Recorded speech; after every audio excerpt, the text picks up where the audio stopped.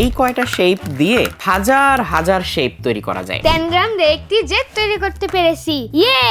কত সুন্দর একটি খরগোশ হয়েছে। কত সুন্দর একটি বিড়াল তৈরি হয়ে গেল। এই যে একটা রকেটের শেপ তৈরি হয়ে গেল। এটা আসলে একটা এইজলেস গেম। আমার হাতে বিজ্ঞান বাক্সের 10 গ্রাম কিটটি আছে। এটা খুললে এরকম বইয়ের মতো একটা জিনিস, ফ্ল্যাপটা খুললে ভেতরে দুইটা পার্ট দেখা যাবে। এই ম্যাগনেটিক বোর্ড যেখানে 10 গ্রামের পিসগুলো ম্যাগনেটিক্যালি অ্যাটাচ হয়, আর এই পাশে হচ্ছে ম্যানুয়াল বুক। মাত্র 7টা পিস আছে। প্রত্যেকটা শেপ তৈরি করতে গিয়েই এই 7টা পিসই ব্যবহার হয়। ছোট বাচ্চারা যেমন এটা দিয়ে খেলাধুলা করে মজা পাবে, তেমনি বড়রাও কিন্তু সময় কাটানোর একটা সুন্দর মাধ্যম হিসেবে এই 10 গ্রামটা ব্যবহার করতে পারে। বাচ্চাদের জন্য এটা কেন উপকারী? এই যে জিওমেট্রিক শেপ গুলো দিয়ে নানান রকম আকৃতি তৈরি করতে গিয়ে তাদের যে জিওমেট্রিক নলেজ সেইটা ধীরে ধীরে ডেভেলপ করে। তারা চিন্তা করতে শেখে, কল্পনা করতে শেখে এবং ধৈর্য এবং মনোযোগ বাড়াতেও কিন্তু জিনিসটা খুব ইফেক্টিভ।